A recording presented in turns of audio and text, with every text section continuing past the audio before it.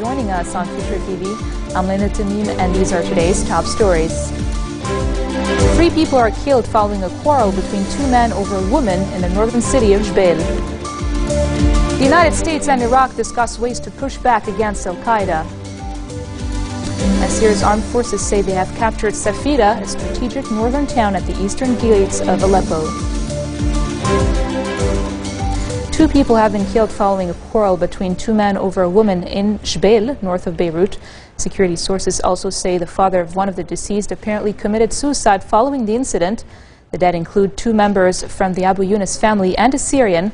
Sources say local Alain Kuba was enraged after learning that a member from the Yunus family had allegedly made unwanted approaches toward his girlfriend, Pamela Jauhari.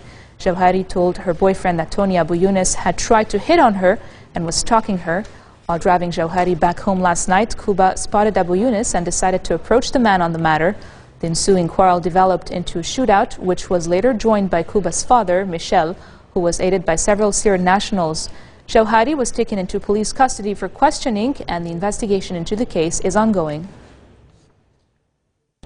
Customs at Beirut airport have thwarted an attempt to smuggle a large quantity of pure cocaine from Brazil into the country. A source at the airport says a 60-year-old man identified by his initials AA was arrested. He was dual passport holder, Lebanese and American. 9.2 kilograms of cocaine were found and seized after a search of the man's luggage. The man was referred to the Central Anti-Drug Office in Beirut.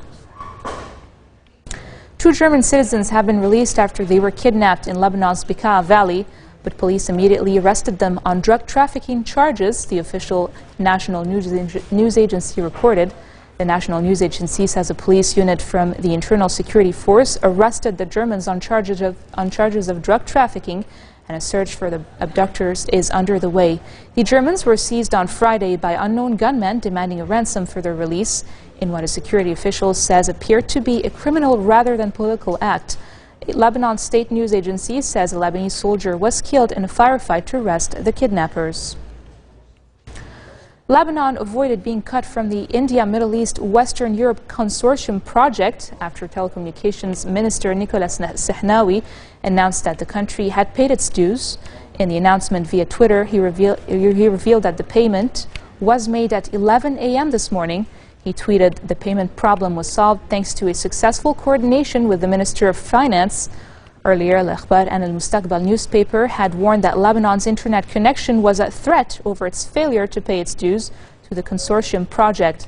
Sources from the Telecommunications Ministry told Al-Akhbar that the consortium had warned Lebanon that it should pay its dues of some $1.6 million before a November 3 deadline. Otherwise, the consortium will be forced to vote Lebanon out of the project.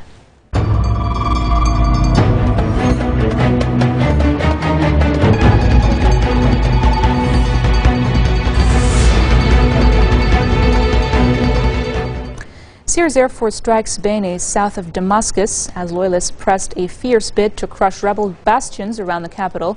The Syrian Observatory for Human Rights says the strike was part of the regime's offensive against rebel areas in and around Damascus. There has been a marked escalation in recent days along Damascus's southern belt, which has been under a suffocating siege for months now, giving rise to widespread malnutrition, especially among children. In eastern Damascus, battles raged between rebels and troops, while loyalists also pressed an advance in Berzeh, north of the capital. The regime has for months been trying to secure the capital, which is surrounded by rebel positions. Elsewhere in the country, warplanes struck Mahin, a town in the central province of Homs, where rebels have for 2 weeks been battling to take over massive weapons warehouse. The observatory says battles in Homs have left scores of fighters on both sides dead. Syria's armed forces say they have captured a strategic northern town at the eastern gates of Aleppo, the former commercial hub along the scene of fierce fighting between government and rebel fighters. The town of Safira lies on a road the army says will be used to send in medicines and supplies to government-controlled areas of Aleppo. Mired in a bloody stalemate for over a year, it is also the site of a chemical weapons installation under government control and cleared of equipment. The capture of Safira is significant in that it marks a rare victory for Assad's forces near the mostly rebel-held north. Opposition groups confirmed the army's seizure of the city southeast of Aleppo. The United Nations has delivered food to a record 3.3 million people in Syria in October, up from 2.7 million the previous month, but says civilians are going hungry in besieged areas that remain inaccessible. As the civil war continues to intensify in the country, the World Food Programme has not been able to deliver food supplies to 38 locations, including Muadamiyah on the edge of Damascus. WFP has just finalized its food distribution for the month of October, reaching close to 3.3 million Syrians with food assistance. It's a record for WFP operation in Syria since it started in 2011. But we are still short of our target to feed 4 million people. WFP and FAO launched a joint rapid food and agriculture assessment to assess the food security situation of Syrians. Fieldwork is ongoing in 14 governorates and results are expected to be published by the end of November. WFP is still very concerned about the fate of many Syrians trapped in conflict areas and still in need of urgent food assistance.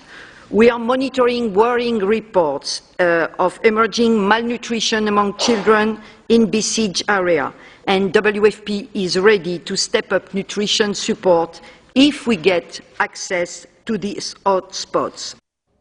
Coming up next, Khan Saeed is appointed the new head of the Pakistani Taliban. Stay tuned for more.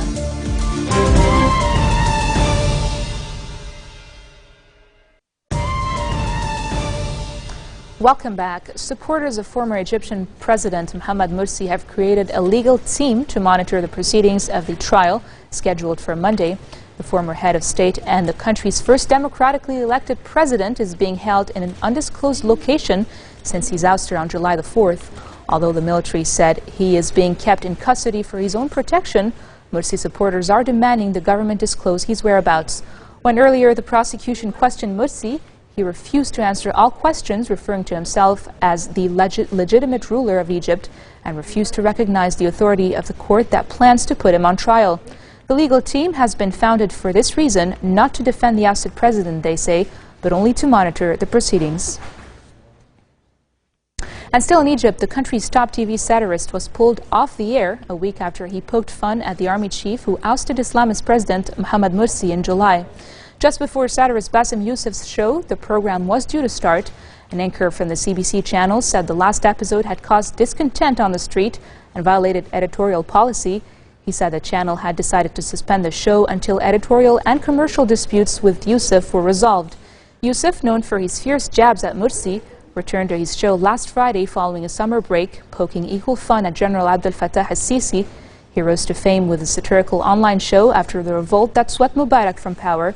His program, which was later broadcast on Egyptian television, has been compared to the U.S. satirical comedy The Daily Show with Jon Stewart. U.S. President Barack Obama has received Iraqi Prime Minister Nouri al-Maliki to discuss ways to push back against al-Qaeda amid the deadliest surge of violence in Iraq in 5 years. The two leaders met at the White House nearly 2 years after the last U.S. troops left Iraq, but as fears mount that al-Qaeda will send the country spiraling back into civil war. A statement issued by the two governments says both delegations agreed that Iraqi forces urgently need additional equipment, including attack helicopters, to go with already ordered fighter jets to help Iraqi's ill-equipped military battled armed groups. And much of our discussion centered on the fact that although Iraq's made significant progress in areas like oil production and a range of other reforms that have taken place, unfortunately al-Qaeda has still been active and has grown more active recently.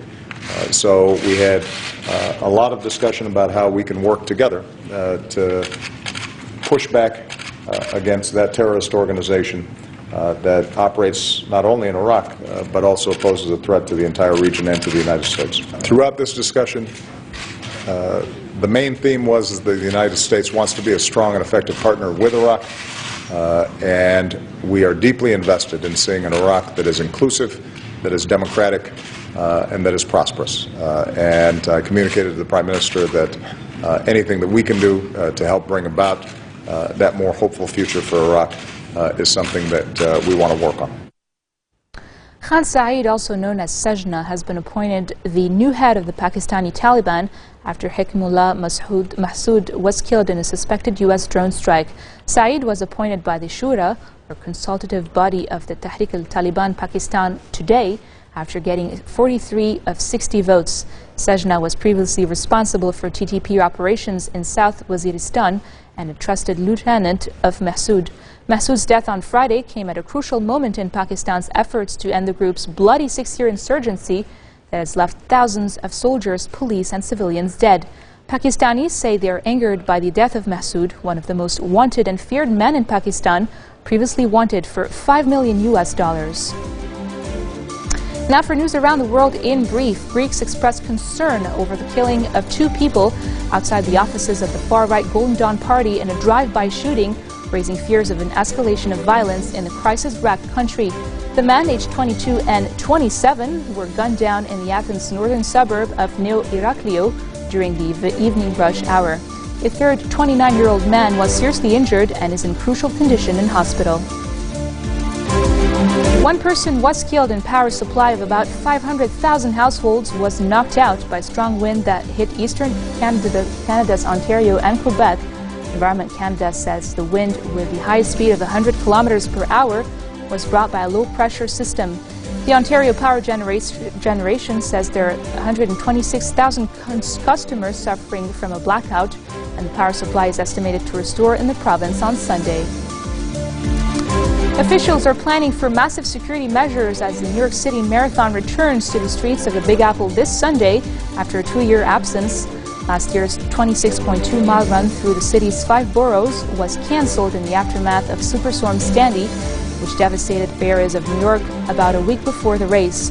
Some 48,000 runners are expected for the renewal of the marathon, which draws hundreds of thousands of people along the race course in a city-wide celebration.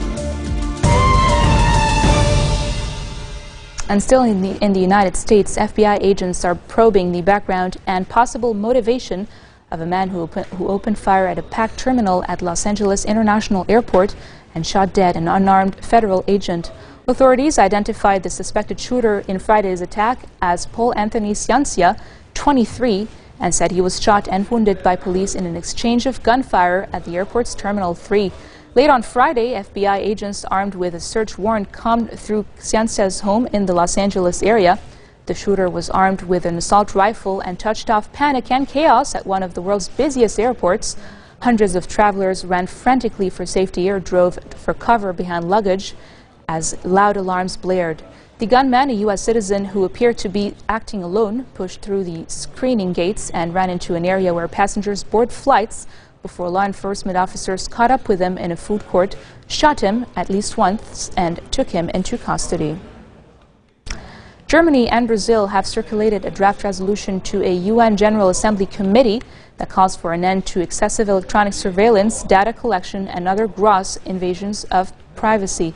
The draft resolution, which both Germany and Brazil made public on Friday, does not name any specific countries, although UN diplomats say it was clearly aimed at the United States, which has been embarrassed by revelations of a massive international surveillance program from former U.S. contractor Edward Snowden.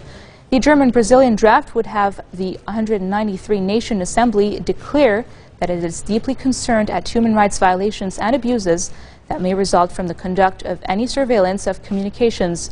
It would also call on UN member states to take measures to put an end to violations of these rights and to create the conditions to prevent such violations, including by ensuring that relevant national legislation complies with their obligation under international human rights law.